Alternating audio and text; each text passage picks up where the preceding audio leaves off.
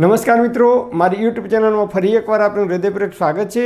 આજનો ટોપિક છે મિત્રો કે જે લોકોને શરીરમાં વજન વધી ગયું છે તો એવા લોકોએ જીમમાં ગયા વગર કે કસરત કર્યા વગર જો તમારે વજન ઉતારવું હોય તો આયુર્વેદમાં બેસ્ટમાં બેસ્ટ દવા એટલે કે ઔષધિ બતાવી છે અને એ ઔષધિનું તમે જો નિયમિત પાન કરશો, ખોરાકની અંદર જ આપણે પરિવર્તન કરવાનું છે। ખોરાકમાં આ એક જ વસ્તુનો આપણે ઉપયોગ કરવાનો છે અને તમે જો આ એક વસ્તુનો ખોરાકમાં નિયમિત ઉપયોગ કરશો કે તમારા શરીરમાં કોઈ દિવસ વજન નહીં વધે કે શરીરમાં ચરબી પણ નહીં વધે। તમે જીમમાં જશો તો જ્યાં સુધી તમે જીમની અંદર 3 મહિના 6 મહિના કે 12 મહિના જીમમાં જશો ત્યાં સુધી તમારા શરીરમાં વજન ઘટશે। જેવું તમે જીમમાં જવાનું બંધ કરશો કે તરત જ તમારા શરીરનું વજન પાછું હતું એમને એમ વધી જશે। તો આ વસ્તુ તમે ખાશો તો જીમમાં પણ જવાની જરૂર નહીં પડે અને તમારા શરીરનું જે વજન છે એ ક્યારેય વધશે નહીં। પહેલાંના જમાનામાં આજથી લગભગ 80-90 વર્ષ પહેલાં આપણા ઘડિયાઓ બાપદાદાઓ નિયમિત આ વસ્તુનો ઉપયોગ કરતા હતા। આજકાલ તમે જુઓ તો ઘઉંનું ચલણ એટલે કે ઘઉંની રોટલી કે ઘઉંની ભાખરીનું ચલણ આપણે વધાર્યું છે અને ભાત, તો આ બંને વસ્તુનું આપણે ચલણ વધાર્યું છે એટલે શરીરની અંદર વજન વધે છે। કેમ વધે છે? ભાત અને ઘઉં આ બંનેની અંદર કાર્બોહાઈડ્રેટનું પ્રમાણ વધારે હોય છે એટલે કે કેલરી વધારે હોય છે અને જે લોકોને બેઠાડું જીવન જીવવાનું હોય છે એટલે કે બિલકુલ ઓછું કામ કરવાનું હોય છે, ઓફિસની અંદર બેસી રહેવાનું હોય છે કે બેંકની અંદર કે ઓફિસમાં બેસી રહેવાનું હોય છે અથવા જે લોકોને બેઠાડું જીવન જીવે છે, જે લોકો નિવૃત્ત થયા છે કે કોઈ કામ કરવાનું નથી અને બેઠાડું જીવન જીવવાનું છે, એવા લોકોને વજન વધે છે। એનું કારણ એક જ છે, સવારે ઉઠીએ તો આપણે ચા અને ભાખરી ખાઈએ, બપોરે દાળ ભાત શાક ને રોટલી હોય, રાત્રે પણ ભાખરી અને શાક હોય। મતલબ કે આપણે ઘઉંનો વધારે પ્રમાણમાં ઉપયોગ કરીએ છીએ જેની અંદર સૌથી વધારે કેલરી છે અને ભાત મોટાભાગના લોકો દાળ ભાત ખાધા વગર ચાલતું નથી, એ તો ભાતની અંદર કેલરી વધારે છે અને ઘઉંની અંદર કેલરી વધારે છે। તો આપણે આ બે વસ્તુનું બિલકુલ ઓછું કરવું પડશે જે લોકોને બેઠાડું જીવન જીવવાનું છે। ઘઉં કોના માટે સારા છે? જે લોકોને તડકામાં કામ કરવાનું છે, જે લોકોને ખેતરની અંદર મજૂરી કરવાની છે, જે લોકોને વધારે મહેનતવાળું પરસેવો પડે એવું મહેનતવાળું કામ કરવાનું છે, એ એવા લોકો માટે ઘઉં સારા છે અને એવા લોકો ભાત ખાય તો પણ એમને પચી જાય છે, વજન વધતું નથી। તમે જુઓ પહેલાંના જમાનામાં જ્યારે મહેમાન આવતા ઘરે તો જ દાળ ભાત બનાવવામાં આવતા હતા અને આજકાલ તમે જુઓ તો દરરોજ દાળ ભાત હોય છે। હવે કઈ વસ્તુ ખાવાની છે? તો આ વસ્તુ છે એનું નામ છે જવ। જી હા મિત્રો, આયુર્વેદમાં કહે છે કે જવ જો તમે નિયમિત ખાવાની અંદર ઉપયોગ કરો તો જિંદગીમાં ક્યારેય તમારું વજન વધતું નથી, કારણ કે જવની અંદર કેલરી વધારે નથી। એટલે જે લોકોને બેઠાડું જીવન જીવવાનું હોય કે વ્હાઇટ કોલર જોબ કરવાની હોય કે ઓછું કામ કરવાનું, ઓફિસમાં બેસી રહેવાનું, એવા લોકોએ નિયમિત જવની રોટલી ખાવી જોઈએ તો જીવનભર તમારું ક્યારેય શરીરમાં વજન નહીં વધે।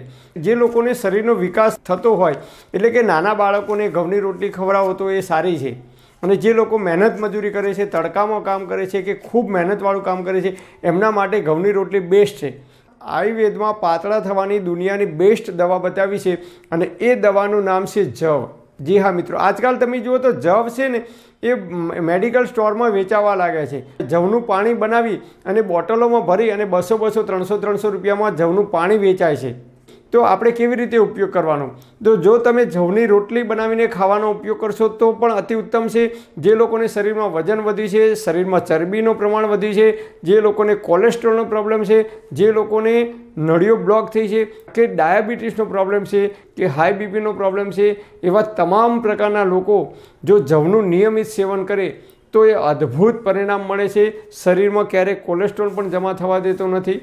રાત્રે 2 લીટર પાણી લેવાનું, એની અંદર 20 ગ્રામ જવ પલાળી દેવાના અને સવારે ઉઠી અને એ પાણીને ગરમ કરવાનું। 50% પાણી વધે પછી એ પાણીને ગળી અને એ પાણી દરરોજ એ પાણી પીવાનું। જો તમે નિયમિત આ પાણી પીશો તો શરીરમાં ઓટોમેટિક તમારી જે ચરબી છે કે વજન વધ્યું છે એ ધીમે ધીમે ઓછું થઈ જશે। જે લોકોને ચરબીની ગાંઠ થઈ હોય શરીરની અંદર તો એ ચરબીની ગાંઠને ઓગાળવા માટે પણ આ ઔષધિ આ જવ છે એ અદ્ભુત પરિણામ આપે છે। જો તમે નિયમિત જવ ખાવાનું રાખશો તો શરીરમાં ચરબીની ગાંઠ હશે એ પણ ઓગળી જાય છે અને બહેનોને ગર્ભાશયની અંદર જો ગાંઠ થઈ હોય તો એ ગાંઠને ઓગાળવા માટે પણ જવ છે એ અદ્ભુત પરિણામ આપે છે। અને એક્સિડન્ટ થયો હોય, જે લોકોને એક્સિડન્ટ થયો હોય અને કોઈ ઘા પડ્યો હોય અને જલ્દી રૂજ ના આવતી હોય તો એવા લોકો જો જવ ખાવાની શરૂઆત કરશે તો તમારો જે ઘા પડે છે એની અંદર ખૂબ જલ્દીથી રૂજ આવશે। જે લોકોને મગજમાં યાદશક્તિ ઓછી રહે છે, ભૂલકણા છે, વારંવાર ભૂલી જાય છે ઉંમરના કારણે કે ગમે તે કારણસર, એવા લોકો પણ જો નિયમિત જવનું સેવન કરે યાદશક્તિમાં વધારો થાય છે. જે લોકોને હાથ પગના સોધા જકડાઈ જાય છે એ લોકો માટે અદ્ભુત અક્ષીર ઇલાજ છે આ જવ ખાવાનું અથવા જવનું પાણી પીવાનું.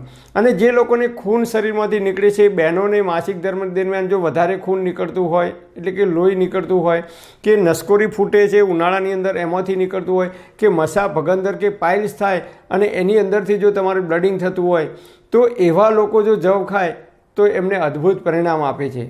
અને હા, જે લોકોને શરીરમાં વજન વધારે છે અને એવા લોકોને જો ખભા ઉપર દુખાવો થાય છે, તેલની માલિશ કરવાથી એમને દુખાવામાં વધારો થાય છે. દુખાવો ઘટતો નથી, તેલની માલિશ કરવાથી દુખાવામાં વધારો થાય છે.